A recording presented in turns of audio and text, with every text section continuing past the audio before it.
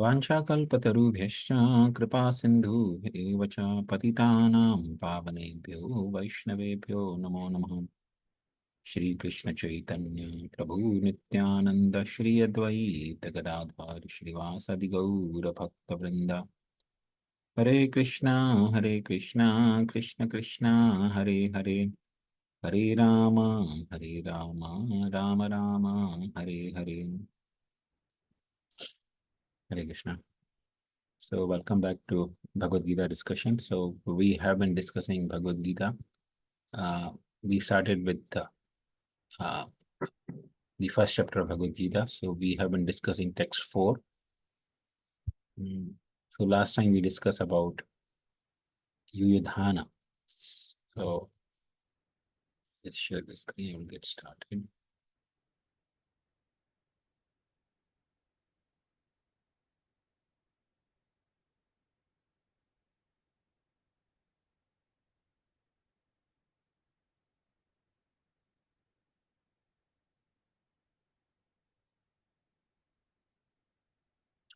Okay.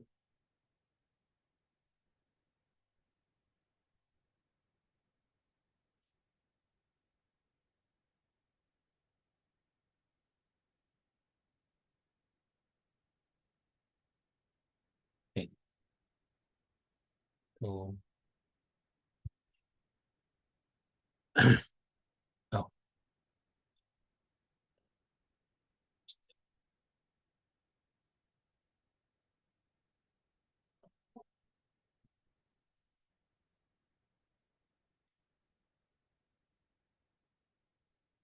So we were discussing text 4, where Duryodhana is describing the different warriors on the side of Pandavas. So text up to text 6, he describes the different warriors on the side of Pandavas. So Yudhana Viratasya Drupadasya Maharatha. That's what he's saying. So we discussed Yudhana. So now Virata. Virata was the king of Matsya kingdom. Matsya kingdom is the kingdom where Pandavas took shelter during the exile, the 13th years of exile, when they were supposed to live incognito, not being discovered by Duryodhan and his soldiers or his spies. So in the kingdom of Virat, all the 5 Pandavas along with Draupadi, they live incognito without being recognized by anyone. Even the king of Virat, he could not, the king of Matsya kingdom, the Virat, he could not even recognize them. Yudhishthira Maharaj would act as a, one of the ministers who would just play with the king, entertain the king, by playing chess with him. Bhimsen, he took the role of cook in the kitchen of King Virat. Arjun, it's very interesting. Arjun was actually cursed by Urvashi. During the, actually before the exile, the Arjun had been to Swargaloka. And there, he was approached by Urvashi, because Arjuna was a very handsome, very, attractive personality. So, and he could go to heaven in the same material body, that in the same body that he had. Of course, Arjuna doesn't have material body is spiritual. But generally nobody who's living on the earth can go in the same body to heavenly kingdom. But Arjuna could go. And Indra actually welcomed him. So Urvashi, she got attracted to Arjuna and she wanted to have union with him. So she approached Arjuna and proposed to him. Now Arjuna belongs to the family of Soma. Just like Krishna is born in the Soma dynasty, so Arjuna is also born in the Soma dynasty. So one of the kings in the Soma dynasty was King Pururava, who got married to Urvashi.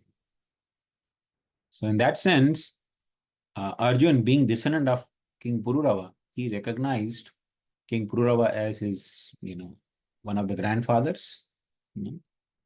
So he regarded Urvashi as grandmother. Now, of course, not that Urvashi was old-looking lady that he was, repelled by. No, she is one of the most beautiful women in entire material existence, with the exception of Mother Lakshmi and Uma, the goddess, the wife of Lord Shiva, and perhaps Saraswati.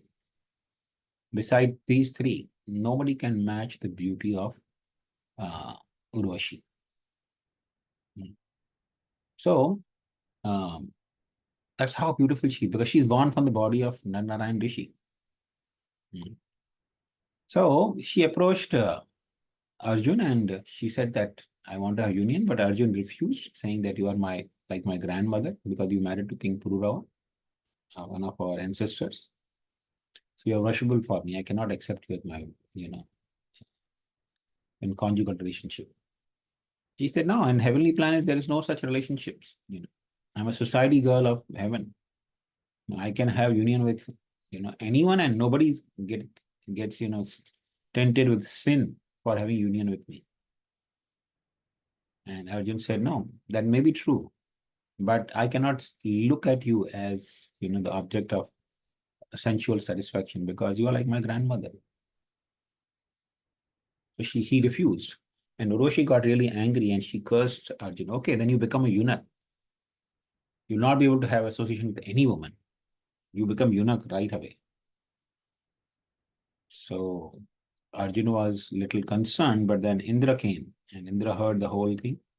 He explained to Urvashi that, because he belongs to human society, he has to follow the etiquettes and rules of human society. You anger unnecessary. So please limit your curse to one particular year, and that year also Arjun can choose whenever he wants to. So she agreed. So the curse of um, Urvashi was actually kind of a boon for Arjun, because during this 1 year when he's supposed to be living incognito, he actually became a eunuch by the influence of the curse of Urvashi. And as a eunuch, he lived in the palace of Maharaj Virat as a uh, dance and music teacher for the princess, for the daughter of King Virat. Her name was Uttara. Later on, she married to the son of Arjun, Abhimanyu. So they were living in the kingdom of Virat. So this King Virat, he was actually a great Maharathi. He was a very, great hero. And he married his commander-in-chief, whose name was Kichaka. So Kichaka's sister, her name was Sudeshna. So he married to Sudeshna. Although King Virat was himself a great warrior, but he was kind of little afraid of Kichaka's strength. Kichaka was a very powerful warrior. Not only powerful warrior, but he was also very powerful commander-in-chief. And just to keep him subdued, he actually married his sister so that he will never think of overthrowing King Virat, who happens to be his brother-in-law. But because Kichaka was a very powerful warrior, later on, when he misbehaved with Draupadi, who was living as a maidservant, she was not recognized, but she was very beautiful. So Kichaka was attracted to her. And when he wanted to molest her, Bhimsen actually killed him. But King Virat, he knew that Kichaka was misbehaving with one of his maidservants, but he couldn't, object or say anything to Kichaka.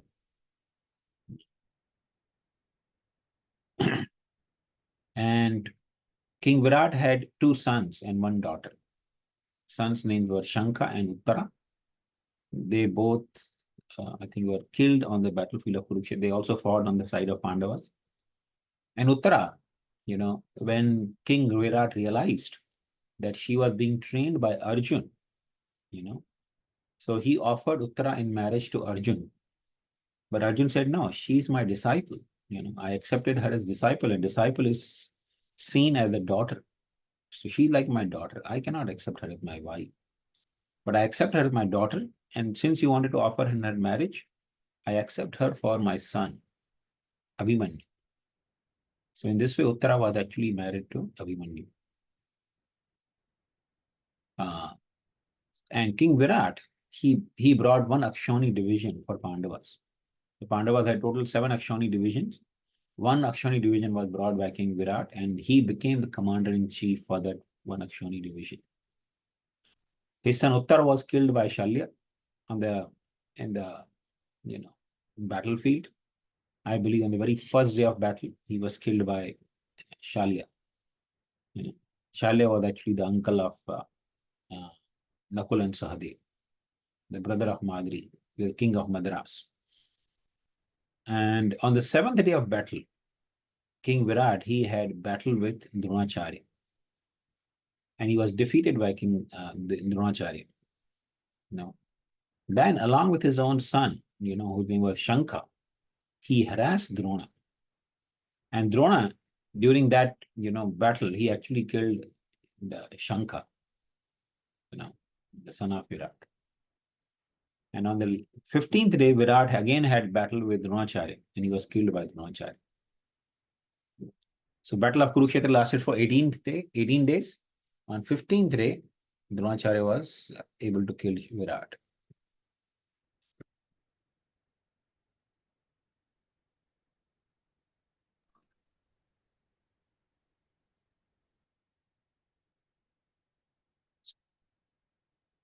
Okay, so the next one was Drupad. Virata, what is that? Yudhana Viratasya, Drupadasya Maharata. So Drupada, he was also known as Yagyasena. He was son of Prishta, the king of Panchala kingdom. So that was ruled by King Prishta. So Prishta's son was Drupad. Drupad went to the Gurukul of Bharadwaj Muni for education. And Bharadwaj's son was Dronacharya. So Dronacharya and Drupad, they became very good friends. And in a friendly relationship, Drupad actually one day in a great happy mood, he promised Dronacharya that later on when I become the king, I will have the kingdom of Panchal and I'll share half of my kingdom with you. You will become the king of half the kingdom. Of course, later on, Dronacharya, he married to the sister of Kripacharya, namely Kripi, and he became the teacher. He became the teacher for Pandavas and Kauravas. Dhritarashtra and Bhishma Dev, they engaged Dronacharya. Dronacharya was very poor. So,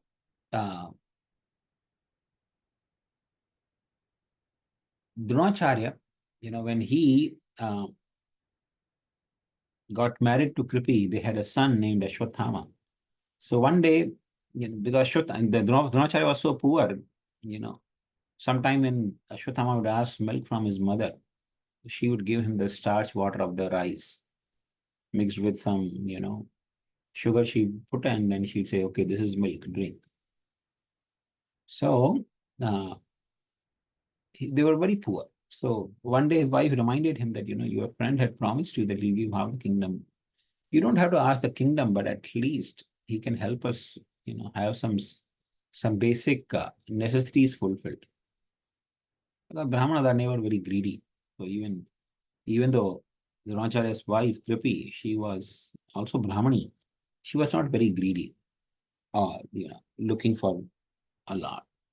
She just wanted to have sufficient to maintain the family. So Dronacharya went to Drupad and he reminded Drupad that, you had promised in your, Gurukul days that you will give half of kingdom.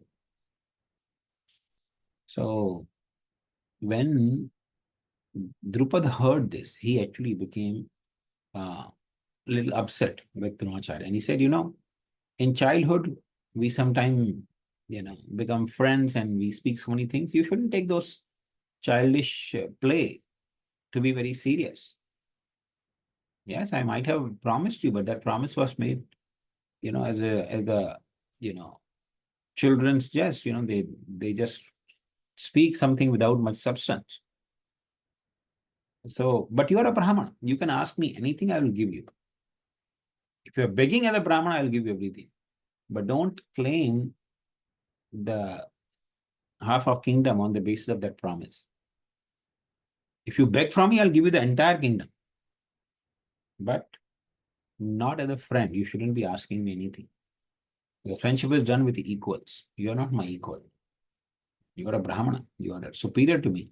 So friendship never takes place between superior and inferiors. He didn't say that I am superior. He said you are Brahman, you are superior. So friendship doesn't take place between the superior and inferiors.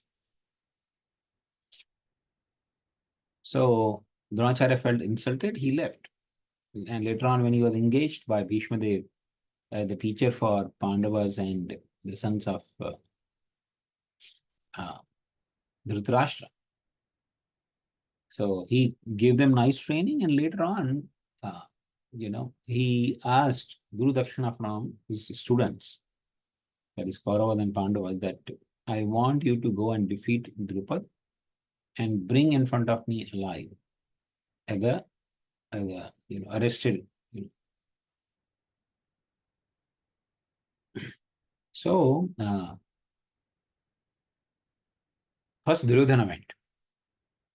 He took the army of his father and he took Karna also and all the 100 brothers. They went with army and everyone. But Drupad was a very great warrior. So Maharathi. So he actually beat the whole entire army of Duryodhan. And Duryodhan and Karna, everyone, including Karna, they actually ran away from the battlefield. They couldn't stand in front of Drupad. So then Pandavas went and they just went 5 of them. They didn't even take any army of Hastinapur. And they easily destroyed the army of Drupad and arrested him. Especially Arjuna arrested him and brought him to Dronacharya. So Dronacharya that time he told the Drupad that yes, what you said is correct. Friendship cannot be between two equal, but because you promised me that you will give me half the kingdom. So now I restore our friendship. I take half the kingdom of yours and I give you your half kingdom. So Dronacharya kept the northern half of Panchal kingdom and southern part he gave it to Drupad. Now Drupad being defeated and his half kingdom gone to Dronacharya. And Dronacharya, of course, he made his son Ashwathama as the king of that territory.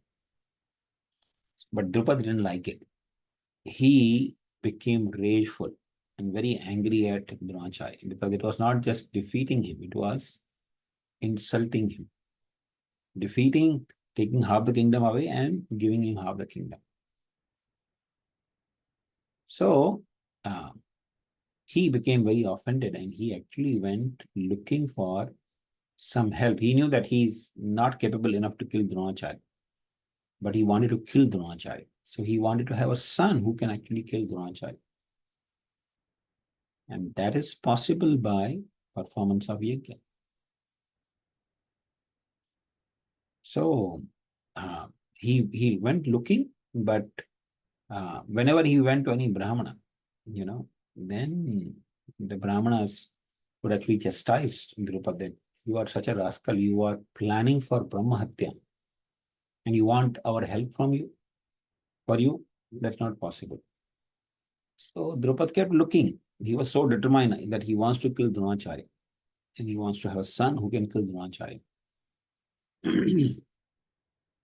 And he also knew that as long as Arjuna is the side of Dronacharya, it is not possible. So he wanted to make alliance with Arjuna as well. So he wanted a daughter whom he can offer in marriage to Arjun, and he wanted to have a son who can kill Dronacharya. So it's he kept looking, and then finally he found two Brahmanas. One Brahmana was Yaj and other was Upayaj. So first he went to Upayaj, the younger one, and he told him that, I have come with great hope that you will be able to help me. And Upayaj said, no, you are planning to kill a Brahmana, and I cannot help you. But you can go to my brother, Yaj, my elder brother. He'll help you because he doesn't have any sense of cleanliness.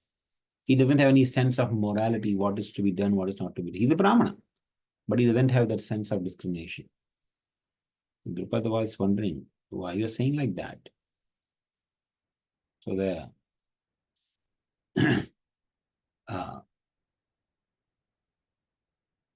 Upayaj explained that one time Yaj and Upayaj, they were actually going in the forest and they were very hungry. So Yaj, he plucked a fruit from the tree and started eating without washing it, without making an offering. He actually started eating it. So he said, therefore, he is not clean. His mind is impure. So he will help you. For sure, he will help you, but I cannot help you. So Drupad went to Yaj, and Yaj actually accepted his proposal. So in this way, Yaj, he performed the yajna, and from yajna came the kheer, payasam, which was supposed to be drunk by the wife of Drupad, who would then conceive and give birth to children, the twins. But she was gone for the shower, and the Muhurta was passing away. So Drupad told the priest that please wait. She's just gone for shower. She'll be surely back in a short while. The Brahmana said, no, it's not possible. We cannot wait anymore. The Muhurta is passing away. The whole yajna will become null and void. So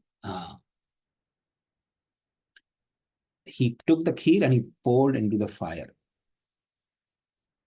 And from the fire appeared two children, grown up, two grown up adults. One was male, another was female. So female was known as Draupadi, and the male was known as Drishtadyumna.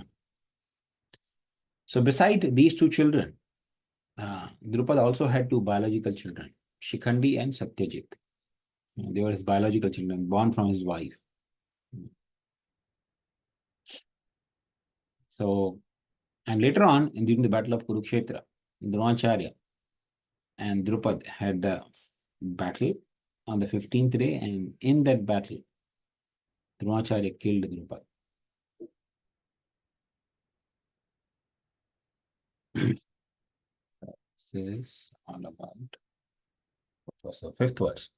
Dishtaketu Chekitanas Kashirajascha Viryavan Purujit Kunti Bhojascha Shaibhyascha Narapungavaha. There are also great, heroic, powerful fighters like Dishtaketu, Chekitana, Kashiraj, Purujit, Kunti Bhoja, and Shaibhya. So let's see. Dishtaketu. Dishtaketu is actually son of Shishupal. Shishupal, same Shishupal whom Krishna killed during the Rajasuya Yajna. So son of Shishupal was Dishtaketu. After killing Shishupal, Krishna did not say, okay, I'll take the kingdom. The kingdom will go to Pandavas. No. He made the son of Shishupal, Dishtaketu, as the king. So Shishupal's son, Dishtaketu, naturally became the follower of, Yudhishthira Maharaj. And they said, according to Mahabharata, Dishtaketu is actually the incarnation of Anulad. Anulad was actually son of Hiranyakashipu, one of the brothers of Prahlad. During the Mahabharata battle, Drishtaketu, he actually brought one Akshani division of army for the Pandavas. And he actually was appointed as one of the 7 commander-in-chiefs by Yudhishthira. He was leading his own army to fight against the Duryodhana and his army.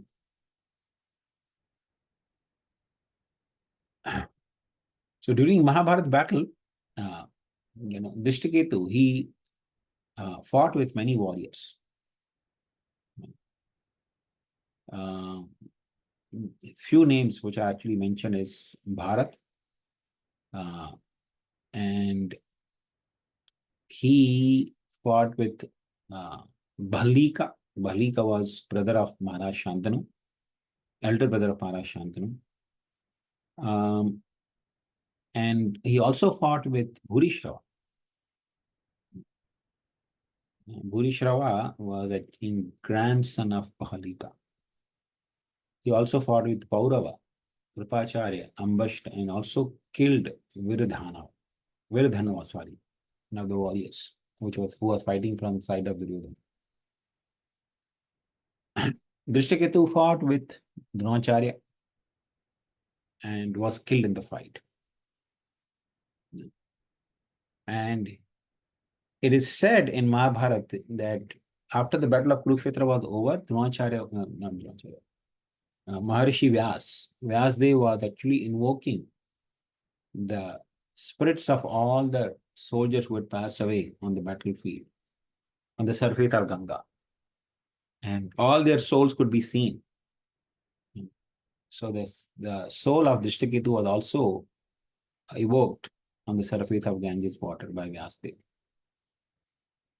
And after Drishtaketu was killed in the battlefield, he actually became one of the Vishwadevas in heaven. Chekitan is son of Kaikeya king, whose name was also Drishtaketu. He's not the same Drishtaketu who was actually fighting for Pandavas, the son of Shishupal. No, there's another Drishtaketu, whose wife was Shrutakirti. He was the Yadava king. So his son was Chekitan. And he fought with many warriors like Susharma, Kripacharya, and Dronacharya. And he rescued Nakula from the clutches of Duryodhana. 18th day, Duryodhana actually killed him. So Drishtaketu and Chekitan. I think we will stop here because there are quite a few warriors still. Okay, I think we can finish the text file. It'll take 2-3 minutes more. Kashiraj. Kashiraj was actually the king of Kashi. He was partial manifestation of an asura named Dirgajiva. And then Purujit and Kunti Boj, they were 2 brothers of Kunti Maharani, who had come to fight on the side of Yudhishthira Maharaj. And they both died at the hands of Dronacharya. And last but not the least in this verse is Shaibya. Shaibya is the king of Shibi kingdom. It's also called Shibi. His another name is Shibi Maharaj. Same Shibi, whose instance we have heard that that when a bird actually approached, there was a pigeon and he was being chased by eagle. So that pigeon took shelter of the king. And soon after that, eagle came and he told king, I also take shelter of you. So since I'm your praja, it's also your duty to protect me as well. So the king said, all right. What do you want? He said, this pigeon is naturally my food. So I want to eat him. And as my king, as my maintainer, you should allow me to do that. King said, no. This pigeon has taken my shelter. So I cannot give his body to you, but what I'll do, I'll give you the equal amount of flesh. The same amount of flesh I'll give to you. So the King Shibi actually cut off the the flesh from his own body to put on the weighing scale. One side was the pigeon, other side the king was putting the flesh. But the weight of but the weight of pigeon was always heavier. So finally the king Shibi actually sat down in the other side of the what do you call weighing scale to offer himself, to eagle. Later on, actually, he offered his body to you know the eagles. But the eagle and pigeon were actually the demigods who had heard about the fame of Shibi Maharaj, being the protector of his citizens. So uh, they were very happy and they made the king, as a whole before he actually started cutting his own body flesh. So, and his daughter, you know, Devika, she was married to Yudhishthira Maharaj. So one of the wives of Yudhishthira Maharaj was the daughter of King Shaibya. So he was also father-in-law for Yudhishthira Maharaj. So I think with this we'll stop here. If anyone has any questions or comments, please feel free. Hare Krishna, Prabhuji. Haribol Mataji. So, Prabhuji, I have three questions. Yes, ma'am. So first question is Shalva. You talked about Shalva. He is the uncle of Nakul Sudev. He's the Sorry, king of Madish, what is the Madras. question? You mentioned Shalva is uncle of Nakul Sudev. He's brother of Madri, Yeah. their mother also. Yes. So Shalva related to Pandavas. Why he fought on the Kaurava side then, Prabhuji? That's a very interesting question, Madi. So Shalva, when he heard that there was a battle taking place and Pandavas are going to fight with Duryodhan, so he actually came with the intention of taking side of Yudhishthira Maharaj. And he was coming with one Akshoni division, and he was a great warrior, a very extraordinary warrior. Now, so Duryodhan, he knew that Shalva was actually a very extraordinary warrior. And he wanted to trick him to take his side. And he knew that Shalva will never do that. So what he did is, Shalva was coming from Madras. He was the king of Madras. So from Madras, he's coming to Hastinapur. So on the way from Madras to Hastinapur, Duryodhana made arrangement for many, many resting camps, where there was nice arrangement for food, shelter, and all kind of entertainments in the night time for the soldiers who were actually traveling with King Shalva. And King Shalva, he started thinking that, oh, Yudhishthira Maharaj has sent all these warriors. And he actually started praising all the soldiers and servants who were serving them, him and his army, saying that, Yudhishthira Maharaj made such nice arrangement. So I will definitely tell, your glories to King Yudhishthira so that he can, give sufficient reward to you. And the soldiers never told anything to him that we are not coming from Yudhishthir's side, we are coming from Duryodhana's side. We are his soldiers, we are his servants. And they had order by Duryodhana not to tell anything like that. So when he reached almost till Hastinapur, the previous night, when he stayed in the camp, and then Duryodhana went with Shakuni and he told him that, my dear uncle, you are uncle of Nakul Sahdev, so you are also my uncle. So we are cousin brothers, so you are their uncle, you are my uncle as well. But I just want to let you know that all the camps where you stayed on the overnight, they were all arranged by me. They were not arranged by Yudhishthira Maharaj. So Shalya was strict. He told, oh, I'm now obliged to you. Duryodhana said, no obligation. You are my uncle. To serve you is my duty. You don't have to feel obliged anyway.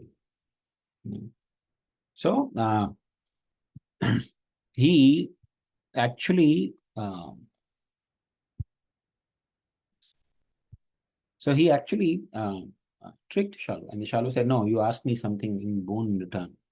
I know, I mean, that you feel like serving me as an uncle, but I want you to give something in return. I'm very happy with your hospitality." So Duryodhan said, "Then, well, if you are really happy with me, now you see the battle has come, so I would like to fight on my side.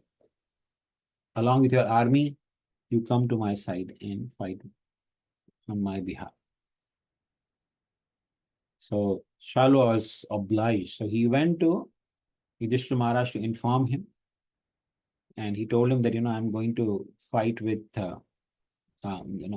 all of you on behalf of Duryodhan, because that's what he had narrated the whole thing, what can transpire. So Nakul Sahadeo got really very angry at Shalu. He said, my dear uncle, you know, generally people say that, the the what do you call, the brothers who are not from the same mother, they generally have a hostility against each other. So you are actually making appear like that because we are not born from Kunti Maharani, you know. So, therefore you are acting as our enemy. You are acting as the enemy of Yudhishthira Maharaj. And Yudhishthira Maharaj chastised Nakul and Sahadeo. He said, "No, don't speak like this. He is a true Kshatriya and he has to do the needful." So Shalva said to Yudhishthira Maharaj, "Is there anything I can do for you? I want to really help you in this battle. I want that Duryodhana should be defeated, but is there anything I can do?" So Krishna that time he was there, he told Shalva that if if I am estimating correctly, you will be asked to become the chariot driver of Karna. So my only request to you is when you become the chariot driver of Karna, discourage him. By your rough words, keep discouraging Karna that he cannot stand in front of Arjun or whatever. He should not feel encouraged to fight. So, therefore, Shalva he took the side of Duryodhan, and Karna actually requested him. He told him that on the side of Pandavas, Arjun he the greatest warrior, but more than greatest warrior, he also has a chariot driver who is Krishna himself. So Krishna is a excellent kind of a protector, and a chariot driver. And similarly, I want somebody who is very expert, and I think you are a proper match for Lord Krishna. Of course, he didn't mean to say that Shalva is actually the Supreme Lord, but said, on the battlefield, whatever can be done can also be achieved. He actually wanted Shalva to become his chariot driver, and Shalva agreed. And when he became the chariot driver of Karna, he constantly criticized Karna, discouraged him in so many ways. But at some point of time, as a Kshatriya, he wanted to actually give him good counsel also. But because he was constantly chastising Karna, Karna would not take his good counsel also seriously. So then Shalu continued chastising him throughout. So this is how Shalu actually ended up in taking side of Duryodhana. Thank you so much, Prabhuji, for elaborating it. Another point was Drishtaketu. You mentioned on the slide, he's a son of Shishupala, and then there was something in the bracket. I didn't follow that part. Okay.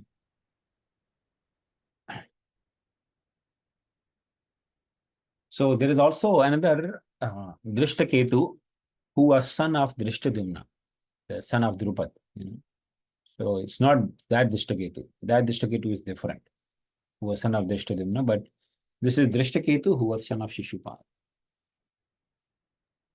Okay, got it. And you mentioned somebody became Vishwadeva in the heaven. After that slide, the next slide, I forgot. I wanted to know what is Vishwadeva. Vishwadeva is one of category of demigods, Mataji. Just like, Vasus. Bhishma Deva was one of the 8 Vasus, right? So Vasus are also category of demigods. Similarly, Vishwadevas are also the demigods in heaven. They have a specific function. So Drishtaketu became one of the Vishwadevas. Okay, Prabhuji. Thank you. Any other questions or comments? Hare Krishna Prabhuji, Dhanavad Pranam, peace and obeisances. Thank you so much for such a wonderful class, Prabhu. One question, Aniruddha, I mean, my son has, if you can ask. Sure, Prabhu. Yeah. Hey, Aniruddha. Hi. Hare Hare Krishna. Hare Krishna. Why? Why did Subhadra married Duryodhana, even though Duryodhana is a bad guy and and Subhadra is a good guy, and Balaram is arranging even though he's Krishna's brother. Very good question. Very intelligent question, Aniruddha. Where do you get such questions from? From the 4 volumes book. From 4 volumes book. Very nice. Continue reading that 4-volume book. Okay. We are done with all the 4 volumes. Oh, you're done with all the 4 volumes. Excellent. Yeah. So sometime I will hear from you when I come to your home. I'll hear from you. Okay? Okay. Okay, so now, why did Balaram wanted to marry Subhadra to Duryodhana? Though Duryodhana is a bad guy and Subhadra is a good girl. So, you see, Balaram was actually a very simple person. Of course, he's a Supreme Lord, but he played the role of a very simple-hearted person. And of course, Balaram is actually simple-hearted. But sometimes it may appear that he is,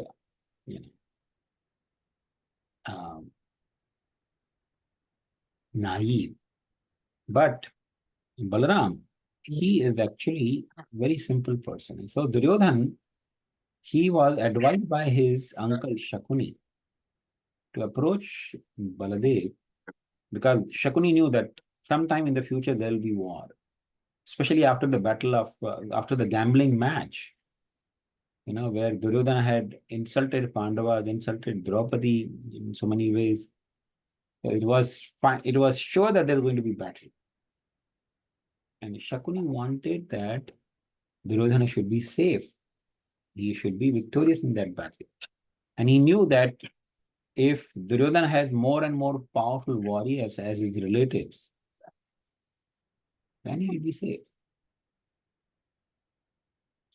So therefore, he wanted that if the sister of Baladev is married to Duryodhana, then Baladev will always try to protect Duryodhana because because Duryodhana becomes the husband of Subhadra's, that is sister of Baladev and Krishna. So therefore he, Shakuni, he told Duryodhana that you should trick Balaram. First go and become his good student, that I want to learn club fight from you. Because Balaram is the most expert in club fighting. So you go to Balaram and tell him that you want to become his student. So that's what he did. He actually went to Balaram and I think he went to Dwarka, if I'm not wrong. Or maybe he was in Hastinapur and Baladev was visiting there. Anyway, so he took lessons from Balaram and he actually pleased Balaram in club fighting. So therefore, Balaram became very happy thinking that he is a very good student of mine. But he wanted to impress Balaram only for marrying Subhadra. So when Balaram was very happy with Duryodhana, he told Duryodhana, you ask anything from me, I'll give you. So then Duryodhan said, I want to marry Subhadra. Please arrange marriage with Subhadra. Mm. So then Baladev, he actually told him, yes, okay, agreed. I will marry Subhadra to you. But then Krishna, he prevented that. He made Subhadra marry with Arjun.